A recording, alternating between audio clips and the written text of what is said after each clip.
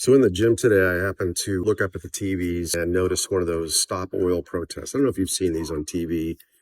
They happen a lot in the UK. Sometimes they happen here in the States, where a group of people get together, they block a road with stop oil signs, protesting um, oil production. And some of the videos are funny because you see people getting out of their cars, dragging these protesters to the side because they're just trying to go about their business, pick up their kids from school, go to work, whatever it is. But as I was watching it, I thought there's a tremendous irony here, maybe a contradiction, maybe hypocrisy, but a couple of things came to mind. Number one is they're stopping cars and creating these traffic jams, which in turn burn more carbon, right? So I don't understand the logic of creating more carbon when you're protesting against carbon burning or petroleum.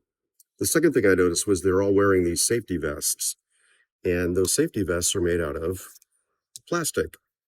Plastic is a petroleum product made out of oil. The third thing I noticed is most of them have phones. You can't produce phones, you can't ship phones without oil. It's not possible. And if you own an iPhone, it's very likely that that phone was manufactured in one of the highest polluting countries on the planet, China. So I thought, it doesn't make any sense. I'm all for being a good steward of the planet.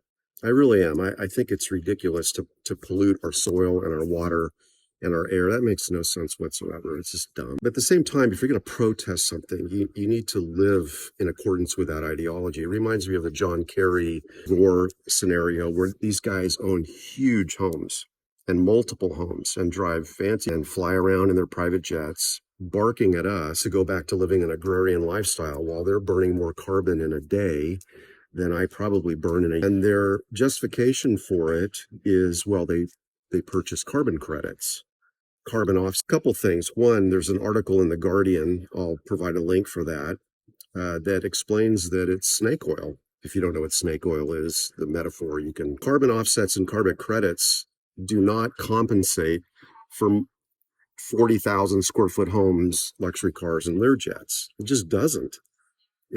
So here's the pause and ponder thing. I just think it's important for us, number one, to say, look, if you're going to stop me in traffic to protest oil, then you should think about the fact that you're wearing plastic, you're using plastic, and creating a line of cars burning more carbon than they would if they were on their way to the grocery. Secondly, anyone who prophesies some ideology, who proclaims some ideology, should I expect the same from me.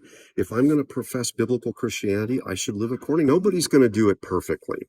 But at the same time, I think there should be a minimum standard. Anyway, that was the thing I noticed in the gym today that I thought was interesting. Might be interesting for you to think about.